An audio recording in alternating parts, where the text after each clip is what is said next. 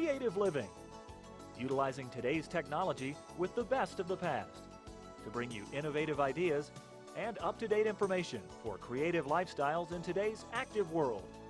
With your host, Sheryl Borden.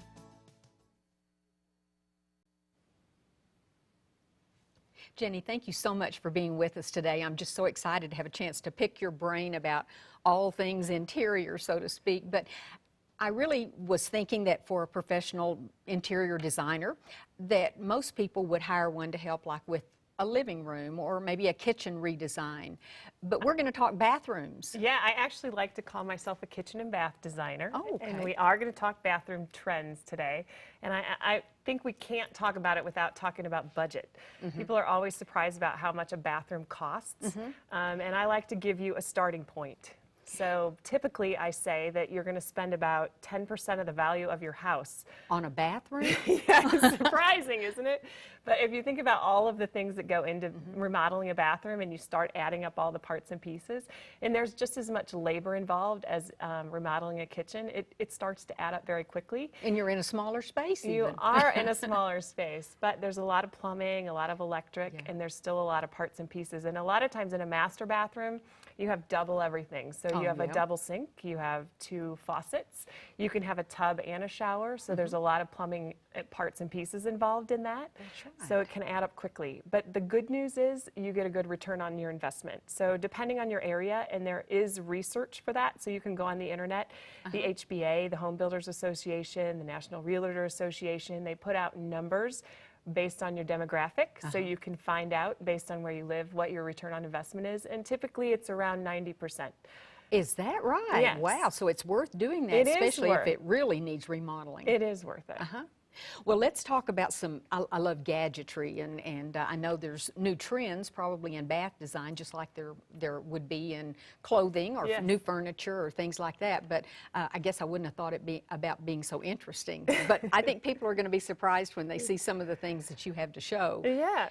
What's sort of determines the newest trend each year? Well, there's a lot of information out there, so people are using different sources on the internet. You can find lots of information and pictures galore on Houzz and Pinterest, all of those things that people love to do to search. But some of the emerging trends would be like hotel bathrooms, for instance. People some of them are just fabulous. Yeah. It's fun to travel. Yeah, so I have a good picture here. This one looks very similar, a little bit more glamorous, but maybe something you'd find at the Ritz or a high-end hotel. This clean-lined look, it's a little bit more contemporary, but something that makes you feel like you've been on vacation in your own bathroom. So maybe you can't travel, but every time you go into the bathroom, it makes you feel like you're on vacation. So a hotel bathroom trend, high contrast is very popular. So this kind of shows that. So we're doing a lot of that in bathroom remodeling. And right I now. noticed it's a whole lot less cluttered than mine at home. Well, So I think we want to, that helps us to understand what we would feel like if we could maybe get rid of some of that stuff on the countertop. yeah, exactly. Well, I'm sure if the homeowner was actually home, and it might be a little bit more cluttered than this, but I yes, guess you're absolutely. right. Oh, this is beautiful. That's the blue-gray trend. Again, high contrast. You noticed that from the last picture, but grays and blues, very popular. Kind of coastal feeling. Again, it goes back to that vacation idea. So this is kind of a blue cabinet, white marble. It makes you feel comfortable. You'll see a lot of that in color trends, even in kitchens. So if you're surfing pictures, and luckily the cabinet manufacturers have caught up with that, so they give us a lot of options now, different shades of blues and grays. Oh, blues and grays, okay. Contemporary is also a hot trend. Is that because it's usually cleaner lines, smoother, or Well, what? bathrooms, yes. Bathrooms, we want to go in, get out. We want to clean it easily. Also, you feel like you can use contemporary in your bathroom, even if your house is not contemporary, because not as many people see it. In your kitchen, you might not feel like you can do as many contemporary things design-wise because it's kind of the center of the house. You might feel like you want to keep it more similar to the true architectural detail of the house, but in the kitchen or in the bathroom, you can go a little outside of that box because not as many people see it.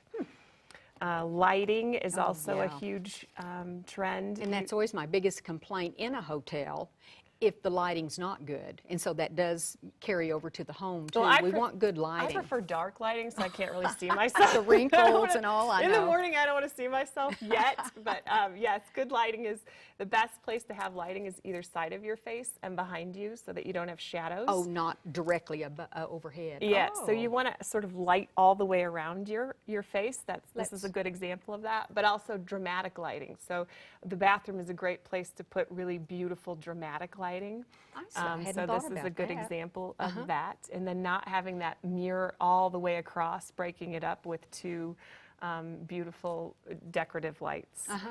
And what's the purpose of the mirrors being separated? You say that's just a trend? It's a trend. It's more furniture-like so that you don't feel like it's just a big wide mirror slapped across I there. like it better too. Oh, Freestanding tubs. freestanding. Yes.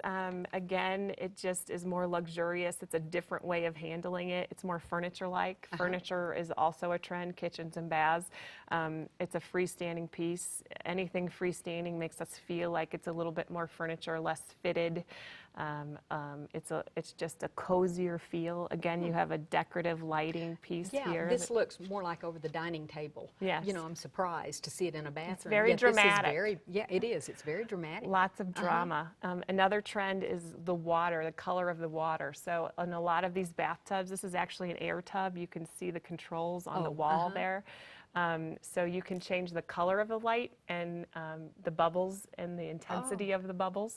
So it's just How that fun. I know. You would feel like you were continuing your vacation. Yeah, that's the idea. I like that.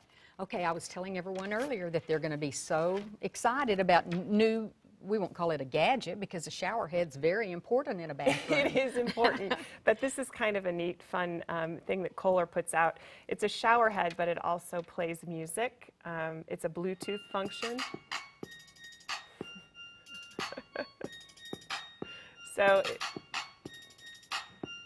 So you could play all your favorite songs, or at least a few of them. Yeah. But we do want to conserve water, so we want to caution people to maybe have a timer set for a 10-minute shower and not spend the day in there. Exactly. That is neat. I've never even seen that before. Yeah, it's fun. It's just a way to wake you up in the morning. I think it puts you in a good mood as you're headed out the door in the morning. Well, yeah. And one thing we haven't talked about, and I know I've been seeing it in new homes that are built in the area where I live, are having the separate bidet. And that's what you normally would see in a hotel room. Yes, exactly. That goes back to the hotel trend for sure. Yes, you can have a separate bidet, but you can also have a bidet on your existing toilet seat. So they make a toilet seat that functions as a bidet. So you can go out and buy that right now. You can put the bidet right on the toilet. It warms you. It saves money if It it's saves money, and it removes. It has an air filtration system in it. So there's lots of different things. There's heated floors.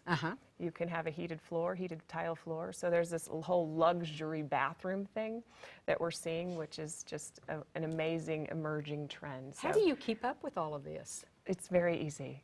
My customers force me to. Okay. Well, it's so nice to have you come and tell us about it. I've really enjoyed this. Well, thank you for having me.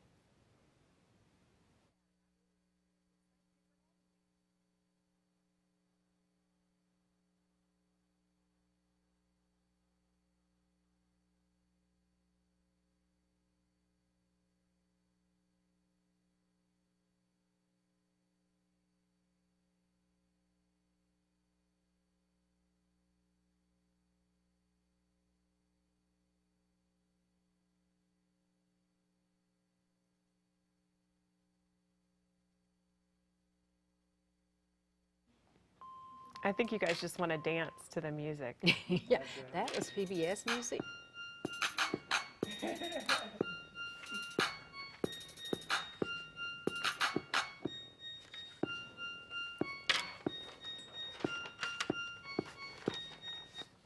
Is that enough?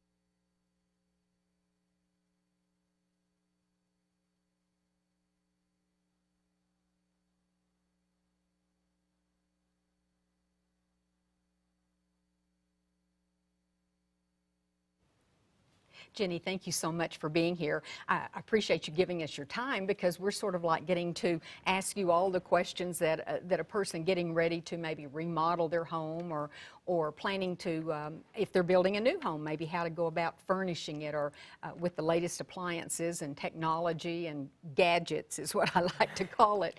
But how do you go about doing all of that? It just seems overwhelming. Well, I think it's important to hire the right team. It's very important to hire the right team from the beginning. A team? Yes. Who is that? So it depends on the scope of your project. So contractor, kitchen and bath designer, me, interior designer, architect. So depending on the size and scope of your project, if you're building a new house, you need all 4 of those components. It's very important. It's very important that you find them and that they work well together. If you're doing a smaller project, maybe just a kitchen bath remodel, maybe you just need 1 or 2, at least 2, the contractor, the kitchen and bath designer. So depending on the size and scale, and that, how many you need to find. Well, you mentioned the architect, but and like a general contractor, when you say a team, would these, say, 4 people, 5 people depending, be involved through the whole process, or would some just work with you in the beginning and leave the scene? And So again, it depends on the size. So let's talk about it in terms of house building first. Okay. So a lot of times people don't know where to start. And if you're building a house, you obviously need a set of plans. So if you're building a house, you need a set of plans. You're going to go find an architect. Now, I would not get a final set of plans done before you found a contractor and a kitchen and bath designer and talked to an interior designer. oh, in case they want to suggest changes or Because an architect's kind of a space planner as a whole, but then you have all these people that specialize and have knowledge in these certain fields. So a contractor's going to know all the parts and pieces of the plans and the permits and the structural part of it, and the kitchen designer's going to know, if you talk to the kitchen designer, they're going to know what your specialty needs are in terms of, okay, you're going to talk to them about diving deep into your kitchen needs and your bathroom needs, and maybe that space isn't quite sufficient. And the interior designer is going to look at that and go and do maybe a furniture plan for you. like space layout. Yeah, and so you don't want to spend all of that money up front and have a sealed set of plans without talking to all of these other people to make sure that you've done all of the right things in terms of, where is your lamp going to go, and do you have the right electric there, and where are all your kitchen appliances going to go, and what's the storage going to be before the end game. And a lot of people have their whole set of plans, and then they go start talking to the team. And you want the team to work well together, so it's important that you find a team that's worked together before. Well, yeah, and I can see when you talk about budgets, I've always heard that doing a kitchen remodel and a bath remodel are the most expensive ones you can do. And I assume that would be true if you're building a house. That's where most of the money is going to go. It is, and if you think about it, it's because if you're just going to remodel your living room, it's pretty much drywall and paint and some flooring material and baseboards. But in a kitchen or a bathroom, you've got cabinets and countertops and appliances, and there's so many parts and pieces in that space that's very different. And the plumbing and the electrical. And everything in that space has to function and work really well together. So I always tell people there's a good chance that you're going to cry during your remodeling. That's why I always have a box of Kleenex on hand. I wondered what those were here for. Yes, it's for in case you have to cry during your remodeling process. Well, and they say it's such a stressful time that for marriages and for family members. And you were saying that you even did some of this when you had small babies, children around. I did. I went through a remodeling process, and I'm actually still going through it. We bought a house when I was pregnant with twins and had a 2-year-old that was uninhabitable. So we remodeled it top down during that time of my life, and it's very stressful for anyone. And we do that for a living. So in the person that could cry during the process, it might not be the person that's remodeling. It could be me. It could be the kitchen designer. It could be the contractor. It could be anyone. It's just a very stressful time. So. Well, it is. I think with the internet now, it's so much easier than it used to be, because there are in fact, you brought a couple of ideas of places to go just for ideas. Yeah, I think everyone should hit Houzz, HOUZZ.com. Right. It's a great resource for collecting your ideas for your contractor, for your kitchen designer, for your interior designer. You can set up your own little file, Yes. and every time you see something you like, you could put it in there, and I would think that would be great for someone like you. If I had a whole file saying, I like this, this, this. You can also put down why you like it. Why you and then like you can it. send it directly to me or your designer. I see. It's also a good place to research your kitchen and bath designers or your interior designers. Pinterest is also a good place for that. So both of those. Yes, Pinterest is a good place for you to collect ideas. Houzz is a good place for you to research your team. So you can oftentimes find great designers, contractors, landscape architects on Houzz. It's a great place to start. Well, it sounds like it would be. And the project, in most instances, is going to last quite a while, and I would think that's why you want that team that we don't want them getting mad at each other. We would like to know that everybody's on the same So whether plan. you're building or remodeling, if you remodel a kitchen, it can take 8-12 weeks if you've got rehabbing. It's dirty, and times it's not pleasant to be there. And this is actually your family going through the process, and oh, this is just dreadful. And there's your little darling girl in the midst of it. That's Ellie in her future shower, and that's how dirty and messy it can be, the process. So when you're going through something like that, you want to make sure ahead of time. Part of the process of selection should not just be cost or budget. It should be, does my team work well together? Do they communicate well? And do I like them? Because you're going to be around them for a very long period of time. So you want to make sure that they understand you, that they get what you're trying to say, that you can communicate with them, that they can communicate with you, and that they can communicate with each other. And you mentioned early on about the general contractor. I think sometimes we get so involved and we're so excited as a homeowner that we're going to get a new remodel, we forget about all those boring permits and paperwork that has to be done, and you have to get it approved before you start. Yeah, and that's the benefit and the value of a good general contractor. He's going to walk you through that, get you through that painlessly. He's going to do that for you. So that's the value of that team. They're there to get you through the process without you really having to deal with any of that.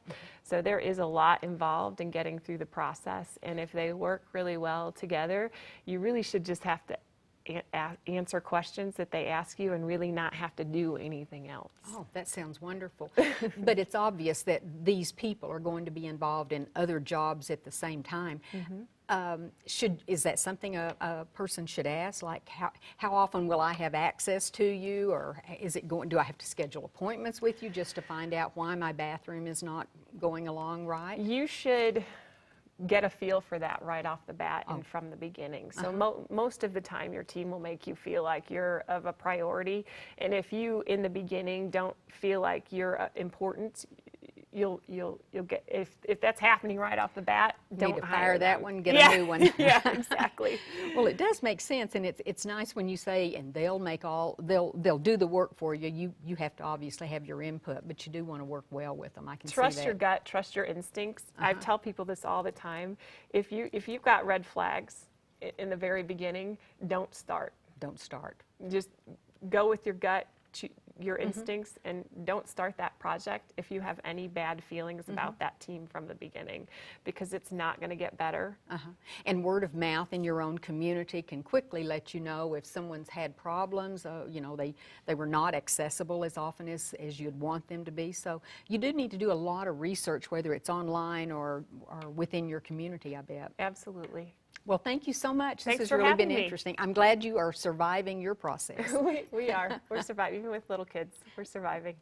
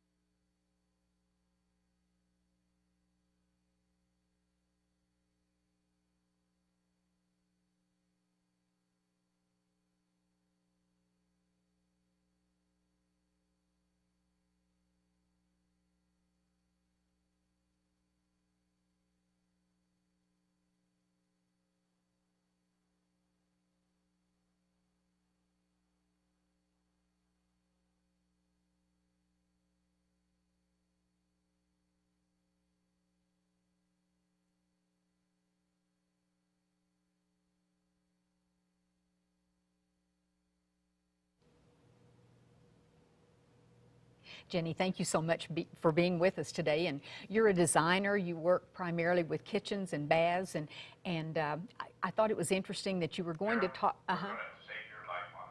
Oh, thanks. I forgot what we were talking about. We were having to.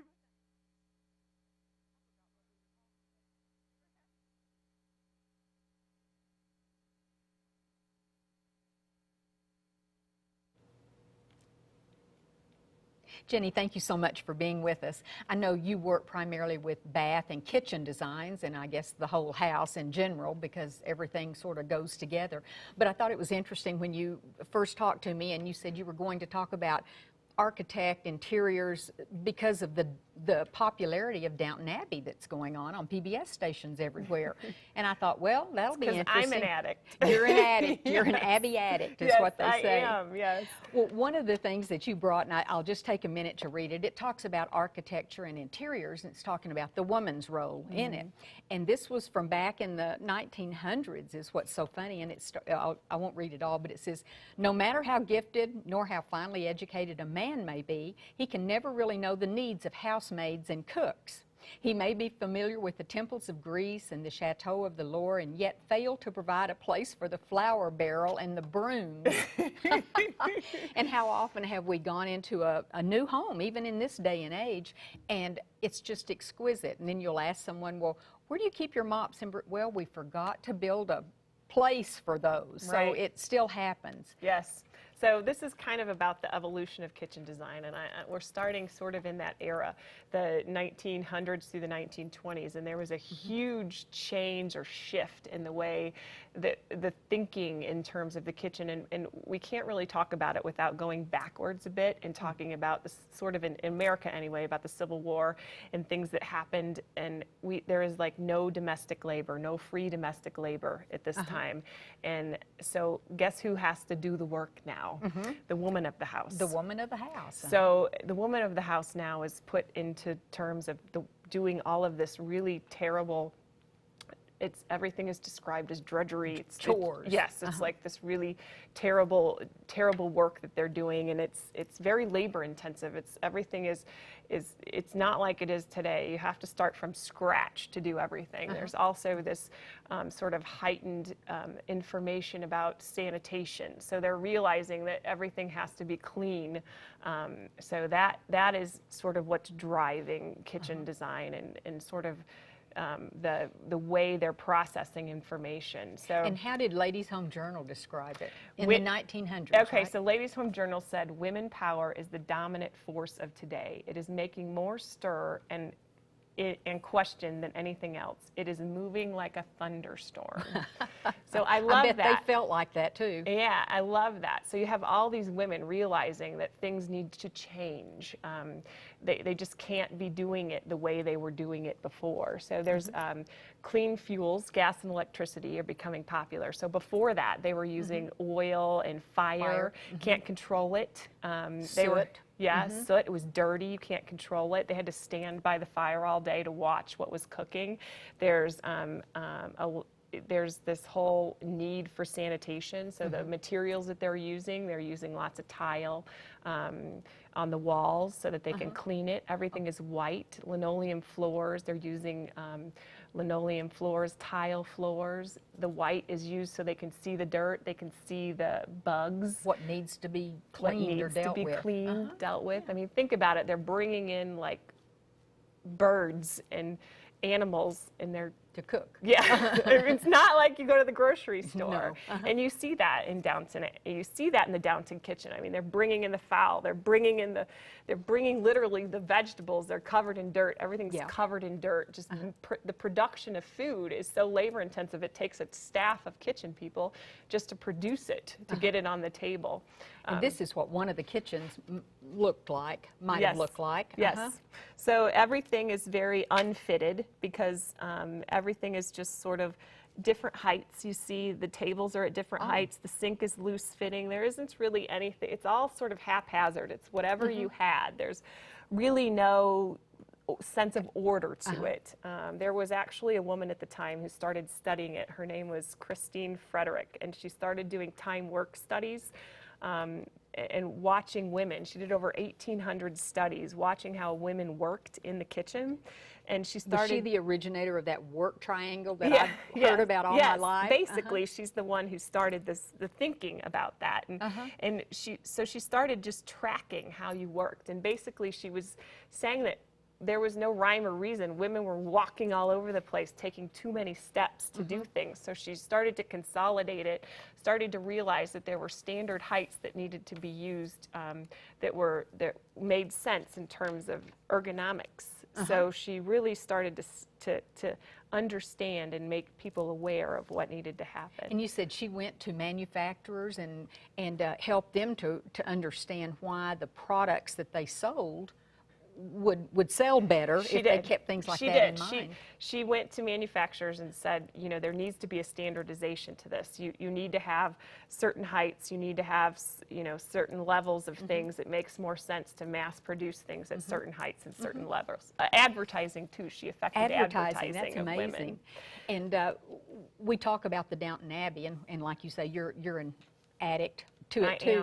But I would imagine that it also, besides the advertising and seeing how it progressed from what, 1900 to 1940s, we might go up to the 1940s now and see what changes were made in that time period. Well, so Downton doesn't get that far, but in terms of Downton, you do see a few things. You see the electric, the toaster, and there, it's very purposeful that you see the women of the house using the electric appliances and the advancement, because it's women that are really driving the change.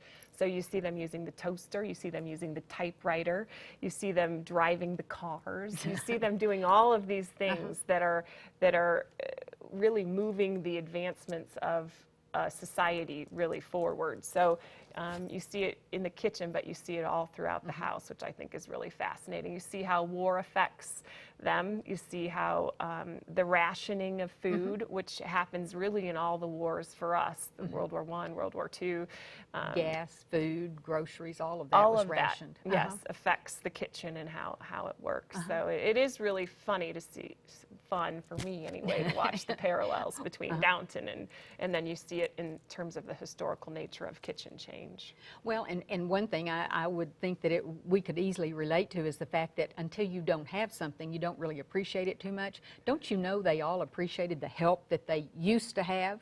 Oh, absolutely. And how hard their situation was that the homeowners just took for granted. Well, and you're seeing them as more, obviously, as the way upper class. And what we talk about when we talk about the time work studies, and when I showed you that kitchen picture, I mean, these are middle class families and middle class kitchens, you know, is what I'm discussing mostly when I talk about kitchen trends. Yes, I think there was a little help still available for those poor souls that were now having to run their households. Absolutely, absolutely. Well, it's really interesting, and also thinking about you mentioned the white linoleum and how then they progressed to wooden floors, and of course the different upkeep. Yeah, the wooden floors. A lot and of people had wooden floors. Wooden floors weren't the primary choice because they were harder to keep clean. So if you had money, you wanted tile or you wanted the linoleum at the time. 19 to 1920s, the linoleum wasn't as colorful. It eventually evolved to be more colorful. Mostly you would have the tile at that particular time, but the 20s to the 40s, the color started to evolve. You started to see, so 20s to 40s, color and design started to become more popular. So the 1900s to the 1920s, they really worked on efficiency. So they got efficiency down. After the 1920s, they started to go, okay, now I want to see prettiness. So now design is going to enter into the equation. So then you started to see color. And they really started to do that with the linoleum floors. But even through the 20s and 30s and 40s, not everyone had electricity. So technology was still driving change in design at that point. So I guess you could say we've come a long way, baby. Yes, we have come a long way, baby. Well, it's really interesting to hear some of the historical background about some of this that again, we take for granted. Thank you very much, Jenny. Thank you.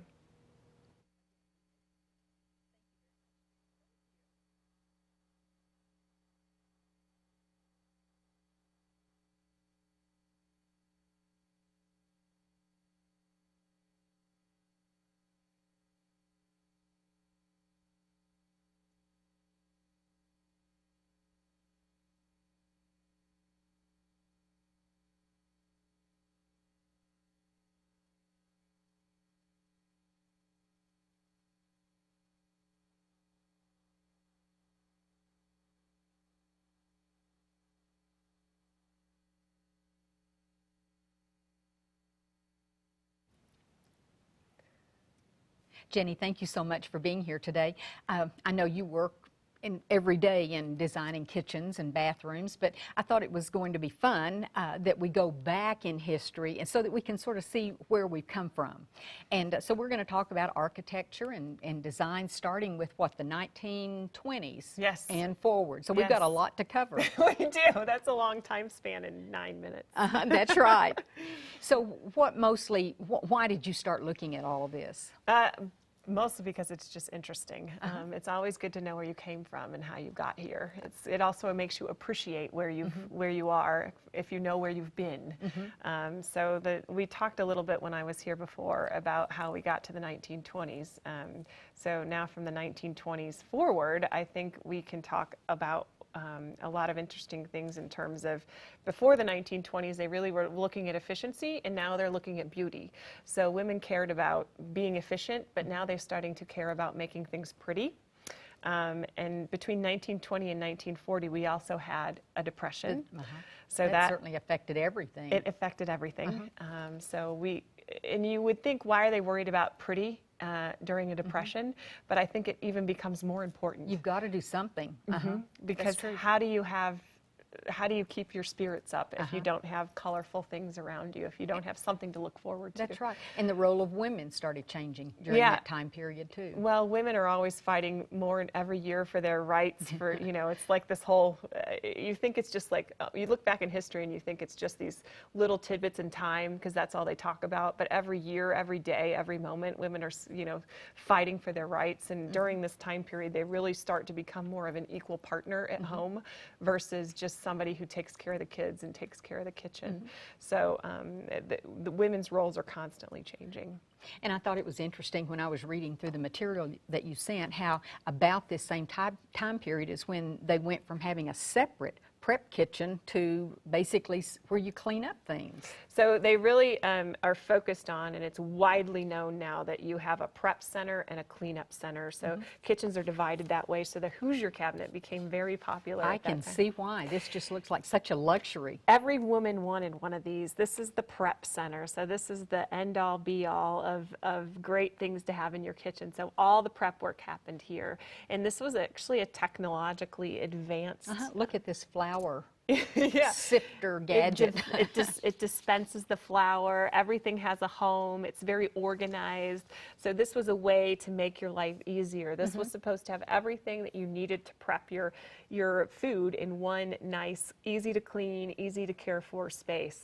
And you can kind of see it in this kitchen where you have this sort of, and it's logically set up. So you have the sink on one side, the prep center on the other, and the place that you cook it in the middle. So, and there's added color and design into this. So it was supposed to be bright, cheerful. There's curtains, there's lighting. So they're trying to sort of make the space a little bit more interesting. And not a solid white floor like they had for so long. Right. We're it's getting exciting to see, kitchen design coming into play.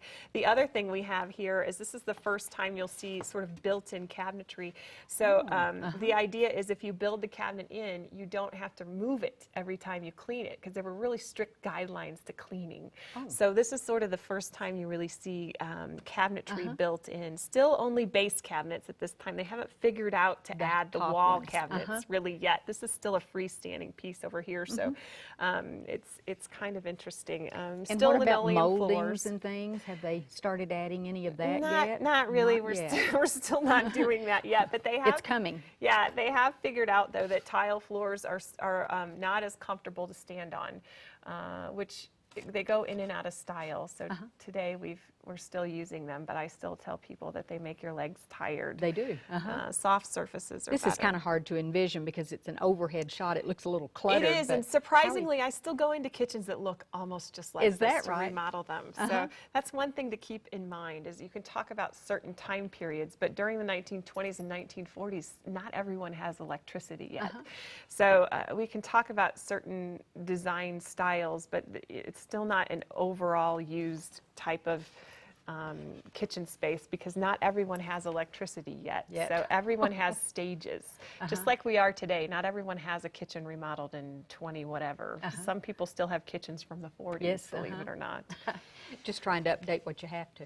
Now, I know this is a color photo. It but is. I think it also shows how they did start bringing in bits of color. And I like the softness that the fabric added to the kitchen. Right. You probably would, because you told me you like to sew. So you would Right. probably like to have sewn those curtains in that space. But yeah, and I think it's important, especially when you're going through a depressed time in your life, to add color to the space. It makes it less feel like the drudgery to be in that space. And actually, Better Homes and Gardens in the 40s and 50s actually started talking about color and design, which really wasn't something that they talked about in magazines prior to that.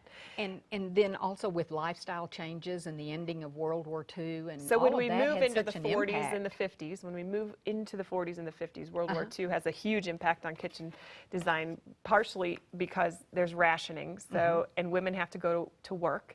So everything has to become more technologically advanced. You have to see, everything has to happen in shorter periods of time. The dishwashers developed in the 50s. Yes.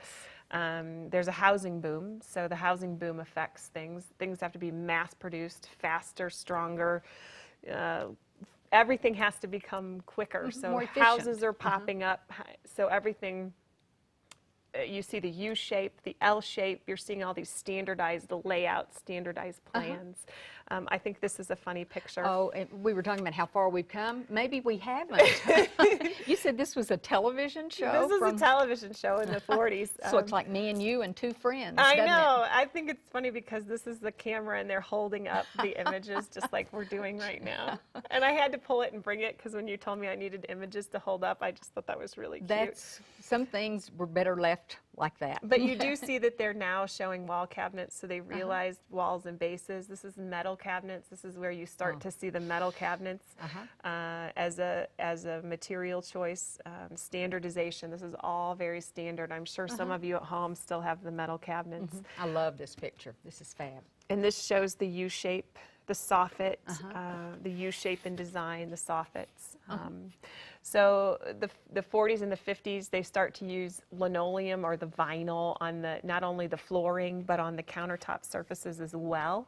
So you see the color up there. Another way of adding that color. Inlaid in the floor. So they're doing all kinds of things to add brightness.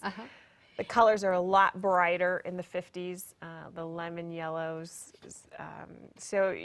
Again, it's... Harvest gold. Well, that's the 60s and the 70s. I just remember having that. Yeah, so moving into the 60s and the 70s, again, it's mostly with color. So you see, there's also that whole Spanish style that we saw in the 60s and 70s with the harvest gold and the metal accents and the dark brown cabinets.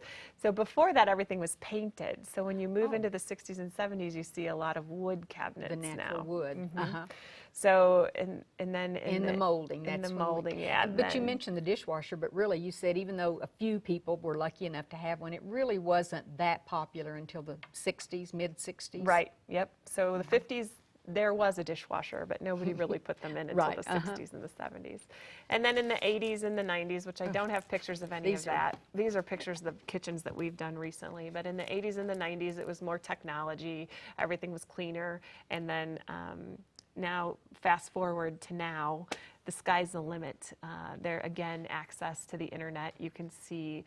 Get ideas. Yeah, lots of ideas. We use lots of different textures, lots of different patterns to lay in the feeling of color, and there's just a lot. You have access to so many things. And people like natural materials now, so we use a ton of natural materials. And I was noticing the lighting. It's also elegant compared to the hanging light bulb yes, that we saw we earlier. do a lot of elegant lighting. So that was a lot of years to cover in a very short period of time. But you're right, it is really interesting to compare that. And if somebody, do you ever have people that come to you now and say, I'd like my kitchen to look like the 1940s, but I want all of the modern appliances? Actually, surprisingly, GE is coming out with a line of appliances. Kind of a retro? A retro that, yes, look just like appliances when they first came out in the 40s and 50s.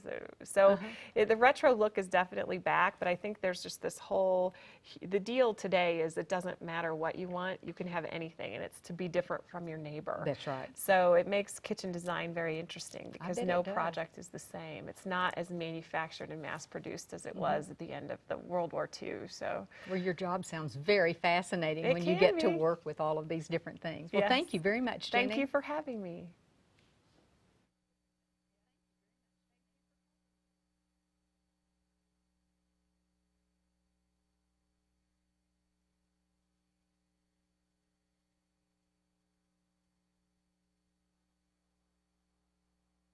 Yes, it Taco was. time. This was the last time. No, we still got Carol to do. Oh.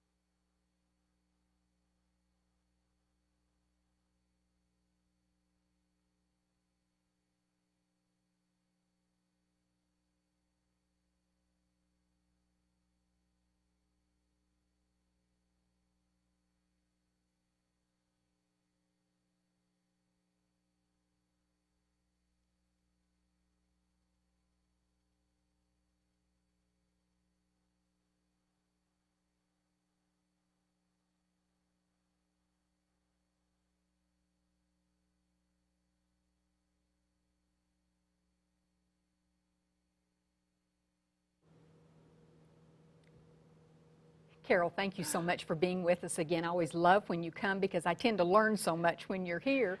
We usually talk about maybe gluten-free cooking or celiac disease because you are a known expert in the field of gluten-free recipes. In fact, your book, which you don't have to have celiac or anything else. don't, I love the recipes in there. But you said we're going to talk about herbs. Now, what made you think of that? Well, herbs to me are this wonderful gift of nature to us that make our lives so much more wonderful. First of all, they're just beautiful to look at.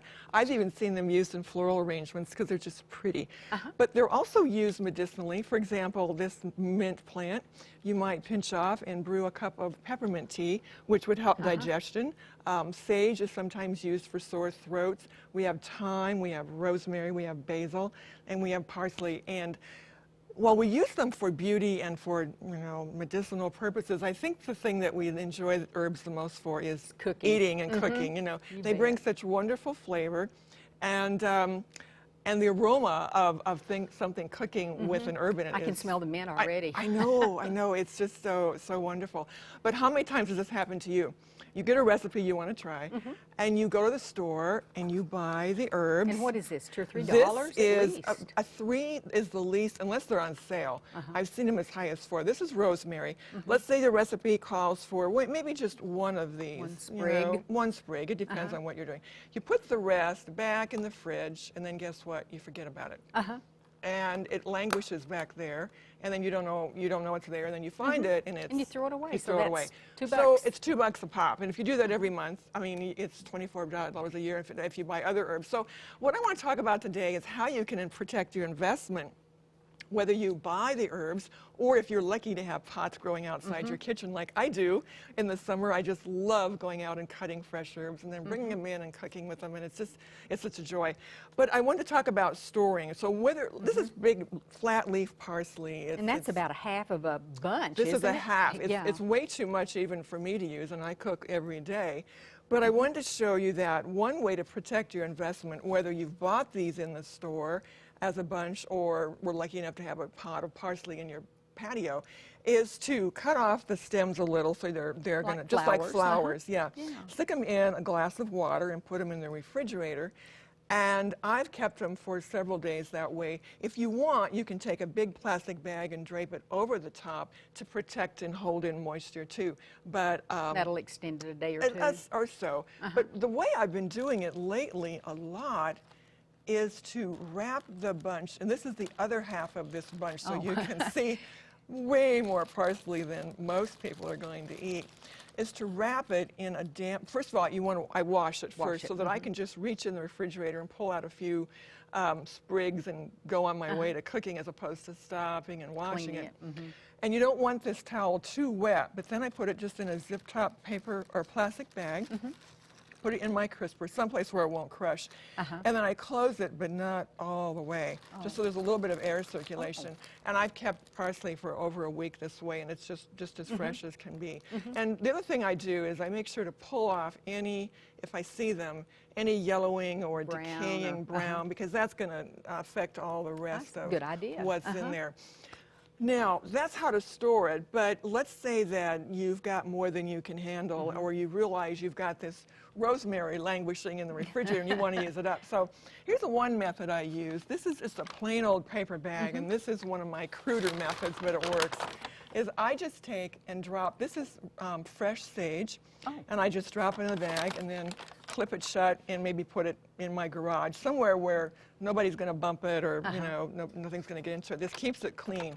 But another way is if you want your sprigs to dry nice and straight, and maybe you do, I don't know, then I cut a little hole in this and tuck the clothespin up. That's a great idea.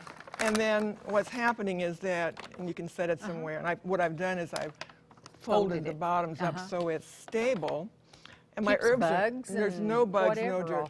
You know, I learned this a while back, and it just amazed me. They said that herbs are one of the dirtiest things that you buy, because the dried kind, because they collect dust. That's what things do when they're growing in nature.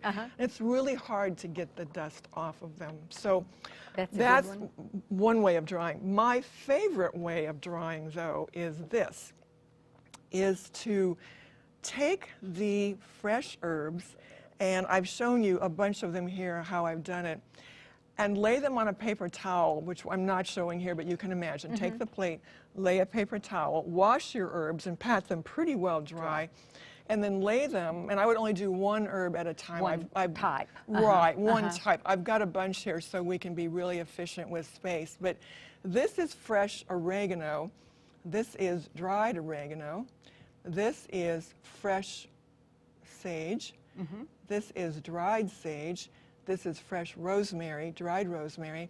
Over here is oregano, fresh and dried.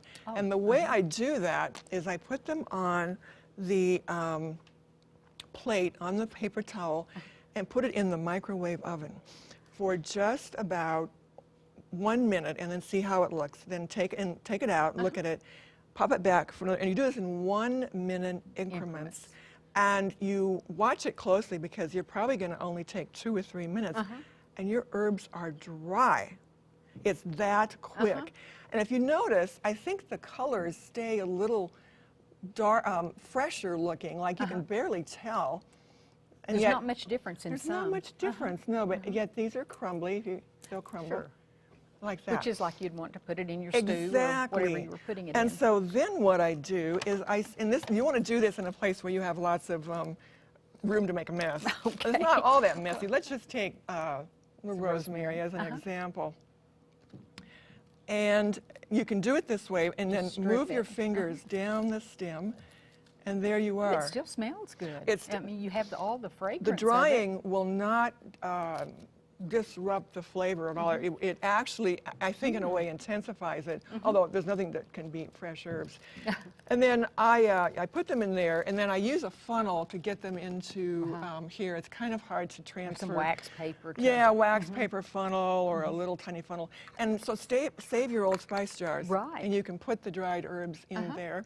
Label them really carefully, and I am still reaping the bounty of all my herbs from last fall. Wow. I set aside a day. They have lasted a long time. They last really well. You want to make sure that they're really, really dry. Because if they aren't, then you have mold and moisture. So the final kind of saving that I want to share with you is something I stumbled onto because a very good colleague of mine told me about it. She said, Carol, you know you can freeze parsley, don't you? And I said, no, I didn't know Before this. drying it is what You you don't mean. even have to dry That's, it. yeah, You so don't this even have is to the dry it. fresh. So this is fresh. And again, when your parsley starts looking a little sorry, it's still okay. So you want to chop it in whatever shapes, and I'm just doing a rough chop. And then we put it in a bag, label it carefully. And oddly enough, there's enough chlorophyll in here that those little chopped parsley bits will retain their color. They'll freeze and they'll become a little mushy, and therefore you only want to use them or only be able to use them in, say, casseroles or soups, in cooking. You won't be able to have the lovely, beautiful flat leaf garnish that we think is so beautiful. But they're still very usable, and you're saving all that money. And so I always have these little bags in my refrigerator, freezer, that I can just reach in quickly and pop out. And another good thing, I think, is using these smaller ones because, again, you don't want to thaw more than you're going to use, too, because then you might throw those away. And these are just little snack bags. So, so that's herbs in a nutshell. And so there's no reason to spend a fortune and then have it go to waste, on using fresh herbs when you can really, really preserve them. Well, I appreciate you sharing these tips with us. I know we've all learned something. Thank you.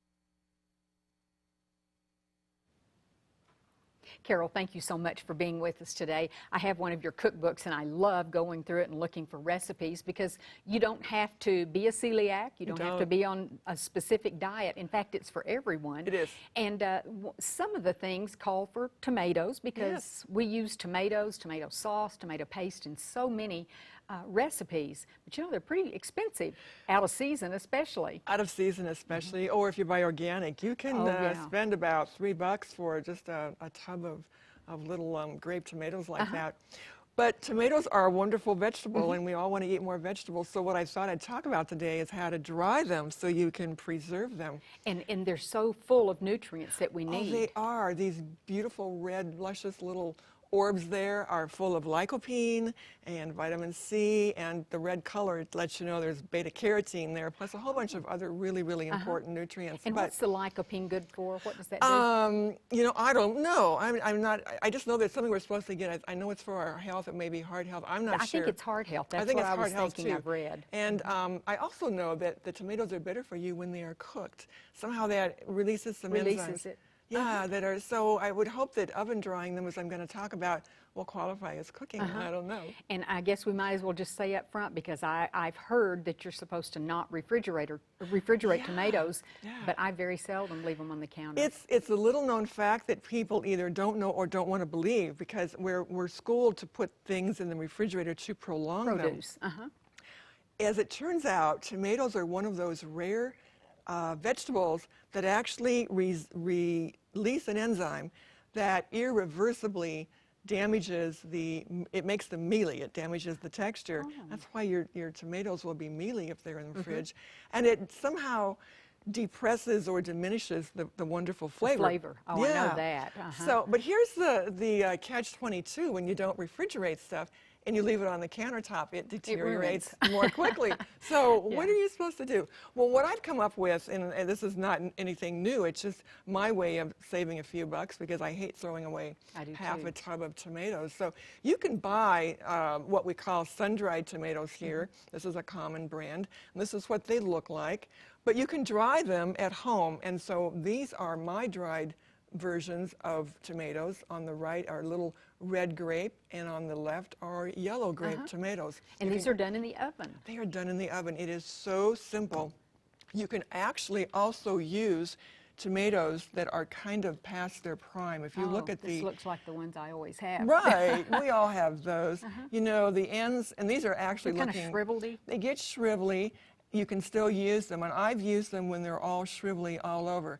As long as, and I'm going to show you how I do it, as when you cut in, there's no mold inside. Oh, so you do have to watch for that. You do have to watch for that, because that can happen. So what I do on a countertop with a cutting, these are fine, and then I'll cut just a few more of these. Oh, so it's better to cut them in half. I think so, because they dry a little more quickly. And the reason I like grape tomatoes is because, and these are fairly large. They are. You know, but you can use Roma or cherry. You can also use those pretty, I'm not sure what those are, early bird or American, I'm not sure. You have to cut them in circles. Circles. Yeah. But the thing I like about these is that there isn't as much seed or as much juice in these. So, which also makes them dry faster. Exactly. And so you're talking about an hour or two maybe in the oven. Now, if people have dehydrators, maybe we can just suggest they use them. You but can. Most of us don't have those. Most of us don't have those, and so we're through with that. I used to have a dehydrator. It's a round device, and it's got layers. Big, and you have to plug it in, and that's okay. But I got rid of it when I found out I could do it in my oven, and it's so much easier. Now, you can't use your oven while that's going on, but that's okay. So you can do as much as you want. And what I like to do, and I'm just doing a few to show you how it works, I then toss them with a little bit of olive oil, and just a little bit. And you don't even have to do that if you don't want to. If you decide you just want them plain, that's okay. I think it makes them look a little prettier and glossier, as you can see. Yeah. So I toss them like that. Little seasoning. And little seasoning. I'll spread them out here. And just so they're not touching, that's all you want to worry about, because they'll dry better if they're not touching. So a bigger pan, you could do a bigger pan, a lot right. more. I've done a huge 18 by 13 pan. As long as it fits in your oven, it'll work. And then a little salt, and you don't have to salt them. You don't have to. Little pepper if you want. you don't have to. You could also sprinkle your favorite herbs, maybe a little oregano or Italian if you wanted a flavor. A little chili powder. A That little might chili be good. powder, a little Garlic. smoked paprika would be really, really Sounding good too. good. Whatever you want. And then pop them in the oven. At what temp? If you're using your regular oven, I would use about 200. If on your oven, and many of them do now have a convection setting, I would use 180, but somewhere between 180 and 200, you're going to be fine. And then don't go away, don't leave the kitchen. And we don't cover them at all. You don't cover them. And then the air will slowly, the hot oven air, will slowly dry them out. And this is what they will look like here. And then when they're done, what I do is just pop a few. You can fill this. These are little snack bags, and they work just fine. Put them in the bag, seal it up, and label it so you know what you've got. And then you are all set for snacking. People eat them as snacks. You can use them in soups and stews. You can toss them into dips. I like using them in quiche. I just think they... Oh, yeah. And If you there's so cook much- them, they're going to be exactly like you would fresh. Exactly. They are so much more flavorful because you have gotten rid of all the moisture. And so all you have left Concentrated. is concentrated. It's like dried fruit. They're just more intensely flavored. And in a quiche, they add just a little bit of color. And I've used them in stews, dips, let's see. Casseroles would Casseroles certainly are work well. perfect. Whatever you Anything use you cook. tomatoes in normally, use the dried tomatoes. And then you're saving, and you're saving a ton of money because at about $2 yeah. a wasted carton, that adds up. Well, it certainly does. I'm really glad to know that I can even use the ones that are Yes. slightly shriveled Just instead of don't throwing them away. take any that have any little rotted parts. Just toss those right away. But these look beautiful. They do. Okay, well, thank you very much, Thank Carol. you.